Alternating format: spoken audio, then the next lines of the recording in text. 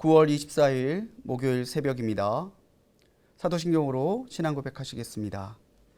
전능하사 천지를 만드신 하나님 아버지를 내가 믿사오며 그 외아들 우리 주 예수 그리스도를 믿사오니 이는 성령으로 잉태하사 동정녀 마리아에게 나시고 본디오 빌라도에게 고난을 받으사 십자가에 못 박혀 죽으시고 장사한 지 사흘 만에 죽은 자 가운데서 다시 살아나시며 하늘에 오르사 전능하신 하나님 우편에 앉아 계시다가 저리로서 산자와 죽은 자를 심판하러 오시리라. 성령을 믿사오며 거룩한 공회와 성도가 서로 교통하는 것과 죄를 사하여 주시는 것과 몸이 다시 사는 것과 영원히 사는 것을 믿사옵나이다. 아멘. 오늘 이 새벽 하나님께서 우리에게 주시는 말씀은 창세기 12장 1절로 20절까지의 말씀입니다. 제가 받들어 읽습니다. 여호와께서 아므람에게 이르시되 너는 너희 고향과 친척과 아버지의 집을 떠나 내가 내게 보여줄 땅으로 가라. 내가 너로 큰 민족을 이루고 내게 복을 주어 내 이름을 창대하게 하리니 너는 복이 될지라. 너를 축복하는 자에게는 내가 복을 내리고 너를 저주하는 자에게는 내가 저주하리니 땅의 모든 족속이 너로 말미암아 복을 얻을 것이라 하신지라. 이에 아브람이 여호와의 말씀을 따라갔고 롯도 그와 함께 갔으며 아브람이 하란을 떠날 때에 75세였더라. 아브람이 그의 아내 사레와 조카 롯과 하론에서 모은 모든 소유와 얻은 사람들을 이끌고 가나안 땅으로 가려고 떠나서 마침내 가나안 땅에 들어갔더라. 아브람이 그 땅을 지나 세겜 땅 모래 상수리 나무에 이르니 그때에 가나안 사람이 그 땅에 거주하였더라. 여호와께서 아브람에게 나타나 이르시되 내가 이 땅을 내 제손에게 주리라 하신지라. 자기에게 나타나신 여호와께 그가 그곳에서 제단을 쌓고 거기서 베델 동쪽 산으로 옮겨 장막을 치니 서쪽은 베델이요 동쪽은 아이라. 그가 그곳에서 여호와께 제단을 쌓고 여호와의 이름을 부르더니 점점 남방으로 옮겨갔더라. 그 땅에 기근이 들었으므로 아브람이 애굽에 거류하려고 그리로 내려갔으니 이는 그 땅에 기근이 심하였음이라. 그가 애굽에 가까이 이르렀을 때에 그의 아내 사레에게 말하되 내가 알기에 그대는 아리따운 여인이라. 애굽 사람이 그대를 볼 때에 이르기를 이는 그의 아내라 하여 나는 죽이고 그대는 살리리니 원하건대 그대는 나의 누이라 하라. 그러면 내가 그대로 말미암아 안전하고 내 목숨이 그대로 말미암아 보존되리라 하니라. 아브람이 애굽에 이르렀을 때에 애굽 사람들이 그 여인이 심히 아름다움을 보았고 바로의 고관들도 그를 보고 바로 앞에서 칭찬하므로 그 여인을 바로의 궁으로 이끌어 들인지라. 이에 바로가 그로 말미암아 아브람을 후대함으로 아브람이 양과 소와 노비와 암수 나귀와 낙타를 얻었더라. 여호와께서 아브람의 아내 사레의 일로 바라와 그 집에 큰 재앙을 내리신지라. 바로가 아브람을 불러서 이르되 내가 어찌하여 나에게 이렇게 행하였느냐. 내가 어찌하여 그를 내 아내라고 내게 말하지 아니하였느냐. 내가 어찌 그를 누이라 하여 내가 그를 데려다가 아내를 삼게 하였느냐. 내 아내가 여기 있으니 이제 데려가라 하고 바로가 사람들에게 그의 일을 명하매 그들이 그와 함께 그의 아내와 그의 모든 소유를 보내었더라. 아멘. 할렐루야. 하나님의 은혜가 언제나 우리 모든 불꽃교회 성도님들과 변함없이 동행하시기를 주님의 이름으로 간절히 축원합니다. 오늘도 이 새벽 변함없이 기도의 자리, 하나님께서 기뻐하시는 예배의 자리를 지키는 모든 성도님들께 하나님의 은혜가 풍성하게 임하기를 간절히 축원합니다. 오늘 우리 창세기 12장의 말씀을 통해서 은혜 나눌 텐데 이 12장은 굉장히 중요한 장입니다. 이스라엘 역사에 있어서 첫 번째 족장이었던 아브람, 믿음의 조상이기도 한 이 아브람이 여기에서 등장하기 때문이죠. 아브람은 존귀한 아버지란 뜻을 가지고 있습니다. 이제 아브람으로부터 하나님의 백성 이스라엘을 일으키시기 위한 하나님의 거룩한 계획이 시작되는 거죠. 영적으로도 이 아브람은 믿음의 모든 세대들을 통칭하는 하나님께서 일으키실 믿음의 세대의 첫 번째 사람이기도 합니다. 우리가 인생을 살아가면서 무엇을 따라가느냐는 굉장히 중요한 문제예요. 그 사람의 삶과 그 사람의 삶의 내용을 통해 하나님께 보여주고 비춰지는 내용들이 결정되기 때문이죠. 아브라함은 갈대아 우르를 떠나 하란에 머물렀고요. 아버지 데라의 죽음으로 그 가문을 이어받고 족장이 됐어요. 하란은 무역로의 교착지입니다. 무역로가 오가면서 만나는 곳이었기 때문에 굉장히 풍요로운 도시였지만 동시에 가나안의 문화들이 서로 부딪히고 만나는 문화였기 때문에 고대 근동의 문화들이 만나는 곳이었기 때문에 이곳에는 하나님께서 기뻐하지 않는 우상숭배, 메소포타미아 지역에 여러 다신 문화들이 섞여 있는 곳이기도 했어요. 하나님께서 믿음의 세대를 일으키시기에는 그렇게 좋은 환경이 아니었다라고 하는 것이죠. 그래서 아브라함은 하나님의 말씀을 듣고 이제 그 땅을 떠나기로 합니다.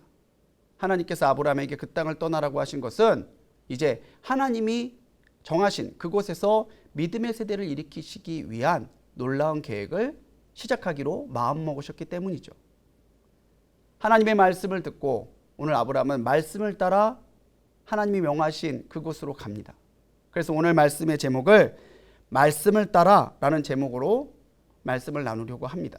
이 시간 하나님 앞에 귀한 은혜와 또 말씀 앞에 우리의 모습이 비춰주었을 때에 하나님이 기뻐하시는 모습이 되기를 사모하는 마음으로 함께 이 말씀을 함께 나누도록 하겠습니다.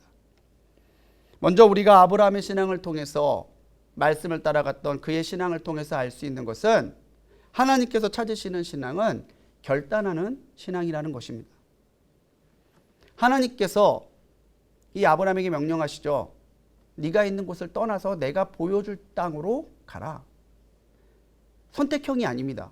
명령형입니다. 가라는 거예요. 조금의 다른 타협도 다른 불순종의 여지도 없이 너희가 정말 내 말을 들었다면 그대로 행하라 하는 이 명령에서 주신 말이 바로 그 땅을 떠나라고 하는 거였죠. 오늘 하나님의 말씀도 찬찬히 살펴보면 내가 내게 보여주는 땅이 아니라 내가 내게 보여줄 땅입니다. 미래용으로 되어 있습니다. 정확하게 주소를 알려주신 것도 아니고 좌표를 찍어주신 것도 아니에요. 내가 너에게 그 땅을 보여줄 건데 네가 그 땅을 보는 것은 내 말을 듣고 순종해서 결단하여 그 땅을 떠났을 때 내가 너에게 보여줄 거다. 하나님은 그렇게 말씀하셨다는 거예요. 떠나라고 하는 말은 신앙의 결단을 의미합니다. 그곳에서 족장으로서 아버지 데라가 남긴 모든 것을 누리고 있던 아브라함이 나이도 젊은 게 아니에요. 75세에 떠났어요. 물론 그 당시에 사람들이 오래 살았다라고 하는 기록도 있지만 75세라고 해서 그렇게 젊은 나이는 아니었을 거예요. 자기가 이룬 모든 것을 두고 떠나야 되는 그런 두려운 상황에서 오늘 말씀을 놓고 봤을 때 아브라함은 하나님 앞에 주저하거나 또는 하나님 앞에 항변했다는 내용이 나오지 않습니다. 말씀을 따라 온전하게 순종하고 그 말씀을 따라 떠나기로 결단했다는 것이죠. 만약에 네가 내 말을 듣고 순종하여 이렇게 따른다면은 하나님은 민족을 이루고 복을 주어 창대하게 할 것이다라고 분명히 말씀하십니다. 너는 복이 될지라. 여러분들 기억나시나요? 담임 목사님 인도하셨던 우리 세일의 기도 제목, 그때의 주제 중에 하나가 바로 헤베라카, 복이 될지라였죠. 바로 오늘 이 말씀입니다. 복이 되라고 하는 말은 역시 명령형으로 쓰여 있습니다. 복이 될 수도 있어. 복이 될지도 몰라. 가정형이 아니고요. 너는 복이 될지라. 내가 너에게 반드시 복 주마라고 하는 언약이고 너는 복이 될지라 명령형입니다. 창세기에서 하나님이 천지를 창조하실 때 하나님 말씀 한마디에 모든 창조들이 일어났죠. 빛이 있으라 있었잖아요. 모든 것이 그의 말씀 안에 창조됐듯이 아브라함에게 하나님이 너는 복이 될지라 라고 말씀하셨다면 그는 틀림없이 하나님의 은혜 가운데 복이 될 것임이 분명합니다. 하나님의 복은 이렇게 결단하는 자에게 주어집니다. 생각만으로는 하나님의 은혜와 하나님의 복을 누릴 수 없다라는 거죠. 하나님은 아브라함에게 복을 주시기 전 먼저 하나님의 계획을 알려주시기 전에 하나님이 정하신 그 땅을 보여주시기 전에 아브라함에게 믿음의 결단을 요구하고 계십니다. 예수님을 구주로 믿는 결단 역시 마찬가지라는 거죠.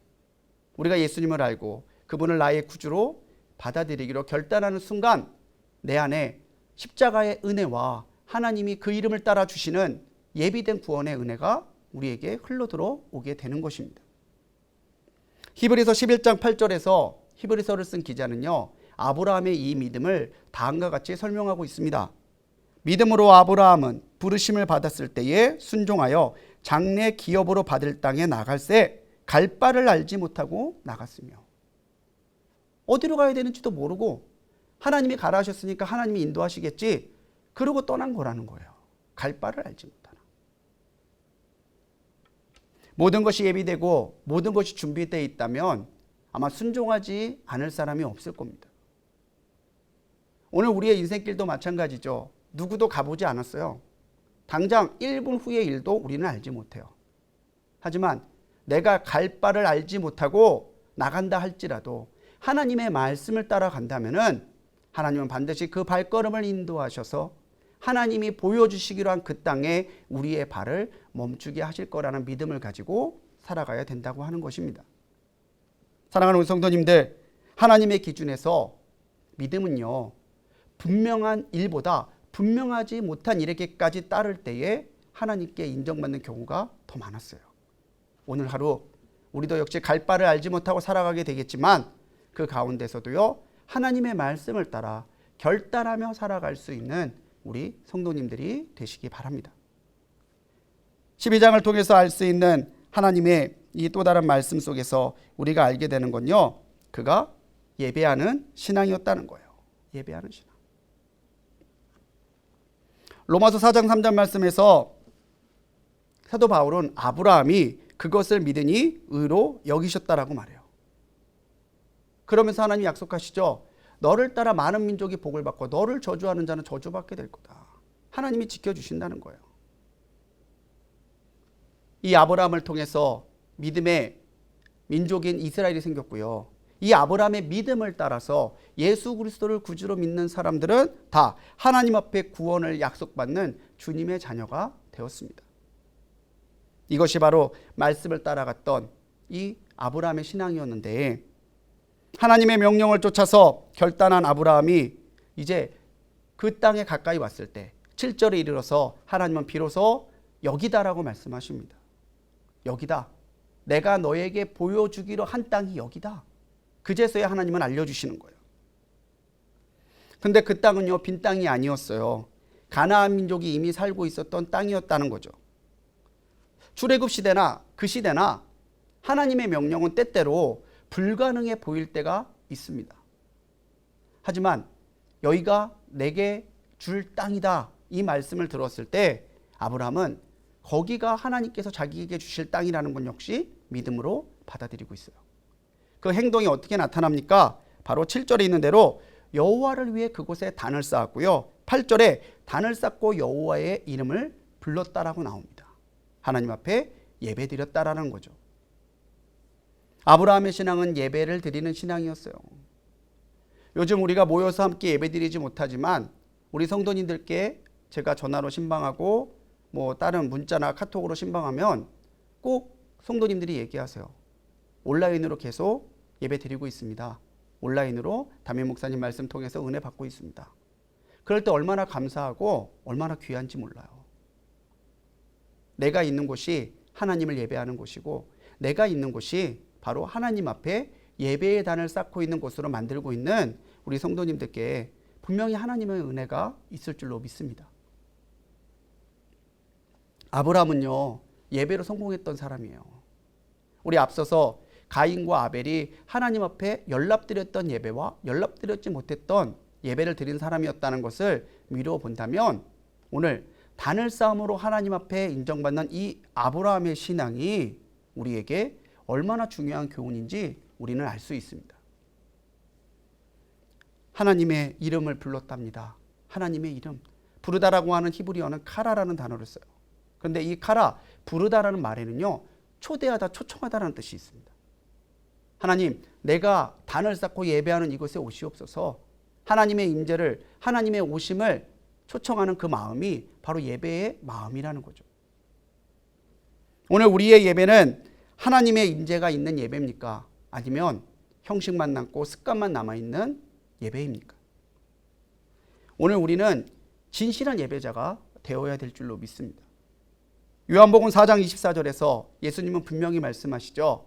하나님은 영이시니 예배하는 자가 영과 진정으로 예배할지니라. 오늘 우리의 예배는 신령합니까? 오늘 우리의 예배는 진정이 담겨 있습니까? 사랑하는 우리 성도님들, 예배를 통해서 하나님께서 내 삶에 주신 비전을 확인하고 살아가는 우리 성도님들이 되시기를 주님의 이름으로 간절히 축원해요. 예배로 하나님의 임재하심이 내 삶에 일어나도록 만들어야 된다는 거죠. 어릴 적에 친구들과 목욕탕을 가면 냉탕에서 누가 잠수해서 숨을 오래 참나 내기한 적이 있어요. 하나 둘 셋 하면 하고 들어가서 숨을 참죠. 그러다가 못 참고 나온 사람이 지는 거예요. 형식적인 예배가 때때로 그런 모습이 생각나게 할 때가 있어요. 예배를 들어가면서 숨 참다가 축도 끝나면 그런 예배 가운데 무슨 은혜가 있고 그런 예배 가운데 무슨 감동이 있겠어요. 하지만 반대로 우리가 예배를 견디는 것이 아니라 하나님 앞에 진실로 예배하고 하나님의 임재가 살아있음을 느끼는 예배를 드린다면 그것만큼 복된 일이 어디 있겠어요. 코로나로 인해 지금 모이지 못하고 함께 모여 예배하지 못하고 성전에서 예배하지 못하는 지금 우리는 이 예배가 얼마나 소중하고 절실한지를 정말 절감하며 지내고 있지 않습니까? 오늘도 우리 성도님들 어디에서나 예배를 견디는 자가 아니라 드리는 자가 되십시오. 예배를 흉내내는 자가 아니라 신령과 진정으로 하나님이 기뻐하시고 받으시는 예배를 들으시는 우리 성도님들이 되시길 간절히 소망합니다. 오늘 말씀에서 또 나타나 있는 마지막 아브라함의 신앙을 보자면요. 아브라함의 신앙에선 우리는 우리 신앙의 연약함을 발견하고 우리가 겸손하게 깨어있는 신앙이 되기 위해 노력해야 된다는 거예요. 드디어 약속의 땅에 왔고 단을 쌓고 예배까지 드렸는데 오늘 말씀에서 보면요. 아브라함이 점점 남방으로 내려갔다고 9절에 기록되어 있어요. 남쪽으로. 팔레스틴의 지형상 위는 메소포타미아고요. 아래는 애굽이에요. 그런데 점점 아브라함은 남쪽으로 내려가고 있습니다. 왜 내려갔는지 가장 1차적인 원인은 기근 때문이에요. 기근이 너무 심해서 그 땅에 먹을 것이 없었다는 거죠. 근데 또 다른 숨겨져 있는 이유 중에 하나는 그 땅의 원주민들에게 아브라함이 여러 가지로 많이 경계를 받았던 것 같습니다. 다른 민족들과의 경계 그리고 기근으로 인한 문제 때문에 아브라함은 점점 보여주신 그 땅이 아니라 남쪽으로 내려가고 있다는 거죠. 애굽은요. 나일강으로 거의 기근이 없고요. 물자가 풍부한 곳이었고 치안도 안정되어 있던 곳이에요. 인간적으로 본다면 애굽 땅이 더 살기 좋은 곳이고 애굽 땅으로 가는 것이 기근을 피해 가는 건 합리적인 판단이에요. 하지만 하나님 보시기에 그건 옳은 선택은 아니었다라는 거죠. 믿는 사람에게도 고난은 있습니다. 아니, 믿기 때문에 믿지 않는 사람이 받지 않아도 되는 믿는 사람이 그런 받을 고난이 때때로 더 크게 찾아올 때도 있습니다. 하지만 그때에 우리가 하나님의 뜻을 묻는 신앙이 필요하다는 거예요. 점점 남쪽으로 내려가지만 아브라함이 하나님 앞에 뜻을 물었다라고 하는 기도했다라고 하는 내용이 전혀 나와 있지 않습니다. 주변 가나안 민족들의 시샘 때문에 기근이라고 하는 현실적인 문제 때문에 아브라함은 하나님께 묻는 것조차 잊어버리고 상황에 따라 자기의 판단에 따라 내려가다가 애굽까지 내려가는 거예요. 거기에서 어떤 일을 겪습니까? 사례를 뺏겨요. 근데 이게 단순하게 애굽으로 가서가 아니라 하나님 앞에 믿음의 결단을 용기를 잃어버린 아브라함의 인간적인 면 때문이었다는 거죠. 내가 보기에 당신은 아름다운 아내라 분명히 나를 죽이고 당신을 뺏어갈 수 있으니까 당신을 내 누이라고 합시다. 사실 비겁한 변명이에요. 실제로 사례는 아브라함의 사촌 누이였어요. 애써 그렇게 자기를 위로하는 거죠. 거짓말은 아닌 거니까. 그런데 거기에는 이미 세상의 여러 가지 상황 속에서 두려워하고 타협해버린 아브라함의 비겁한 신앙이 나타나고 있어요. 결국 하나님께서 개입하시죠. 바로에게 그 아내는 손대지 마라. 그제서야 바로가 알게 되죠. 이 사람이 누이가 아니라 아내였구나. 아브라함이 하나님을 알지도 못하고 이방신을 섬기는 애굽인들에게 그야말로 엄청나게 망신을 당해요. 고린도전서 10장 12절 말씀에서 사도 바울은 너희가 선줄로 생각한다면 넘어질까 조심하라고 그랬어요. 오늘 우리는 연약합니다. 때때로 넘어질 수도 있고요. 때때로 실수할 수도 있어요. 하지만 우리가 그런 실수를 하기 전에 우리가 하나님께 그 뜻을 묻고 세상을 보고 두려워할 것이 아니라 주님을 바라보고 담대함을 잃지 않는다면 오늘 우리가 조금이라도 실수할 확률은 줄 거고 하나님의 은혜를 택할 수 있는 가능성은 더 높아지겠죠. 사랑하는 성도님들, 자기의 신앙을 자신하지 마십시오. 그렇지만 분명히 깨어 있어서 오늘 내가 점점 타협하며 살고 있지 않은가, 점점 상황에 밀려 살고 있지 않은가 분별할 수 있는 분별력이 우리에게 있어야 될 줄로 믿습니다. 아브라함은 믿음의 결단으로 복을 받았어요. 예배하는 신앙으로 하나님과 동행하는 은혜도 받았어요. 하지만 자기 신앙에 대한 점검과 경계를 게을리함으로 하나님의 은혜를 잃을 뻔한 위기를 맞이하기도 합니다. 오늘 이 아브라함의 신앙을 자기의 신앙에 비춰서 하나님이 기뻐하는 신앙으로는 택하고 하나님이 기뻐하지 않는 것은 절제하고 이겨낼 수 있는 분별력과 담대함이 우리 모든 성도님들과 함께 있으시기를 주님의 이름으로 간절히 축원합니다. 기도하시겠습니다. 우리의 결단을 원하시는 주님, 주님의 뜻에 늘 귀 기울이고 주님의 뜻을 따라가는 우리가 되게 하옵소서. 눈에 보이는 곳에 매이지 않게 하시고 눈에 보이지 않는 것까지 보게 하시는 영안을 뜨게 하셔서 하나님만을 바라보며 가게 하옵소서. 어디서든 주님을 예배하고 문제와 고난 앞에 타협하는 것이 아니라 끝까지 나의 믿음을 지켜 승리하게 하옵소서. 예수님의 이름으로 간절히 기도합니다. 아멘. 하늘에 계신 우리 아버지여, 이름이 거룩히 여김을 받으시오며 나라의 임하옵시며 뜻이 하늘에서 이룬 것 같이 땅에서도 이루어지이다. 오늘날 우리에게 일용할 양식을 주옵시고 우리가 우리에게 죄 지은 자를 사하여 준 것 같이 우리 죄를 사하여 주옵시고 우리를 시험에 들게 하지 마옵시고 다만 악에서 구하옵소서. 대개 나라와 권세와 영광이 아버지께 영원히 있사옵나이다. 아멘.